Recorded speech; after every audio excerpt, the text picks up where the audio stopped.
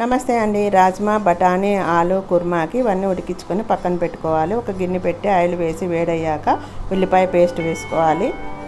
తర్వాత అల్లం వెల్లుల్లి పేస్ట్ వేసుకోవాలి. 1 నిమిషం తర్వాత కొత్తిమీర పేస్ట్ వేసుకోవాలి. ఇలా అన్ని పేస్ట్లు చేసుకొని పెట్టుకోవడం వల్ల వంట అనేది తొందరగా అయిపోతుంది. ముఖ్యంగా ఆఫీస్కి వెళ్ళే వాళ్ళు ఇలా ట్రై చేయండి.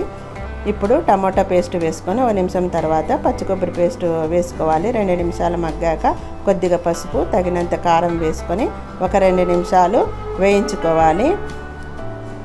ఈ కూర్మా వచ్చేసి పులావు, చపాతీలోకి సూపర్గా ఉంటుంది. తప్పకుండా ట్రై చేయండి. ఇప్పుడు ఉడికించిన బఠానీ, రాజ్మా అలాగే ఆలు ముక్కల్ని వేసుకొని ఇలా బాగా కలుపుకొని తగినంత వాటర్ వేసి ఉప్పు, గరం మసాలా, చికెన్ మసాలా వేసుకొని మూత పెట్టి 5 నిమిషాలు ఉడికించుకుంటే టేస్టీ బఠానీ ఆలు కుర్మా రెడీ అండి. తప్పకుండా ట్రై చేయండి. దించే ముందర కొద్దిగా కొత్తిమీర వేసుకొని దించేస్తే అయిపోతుంది.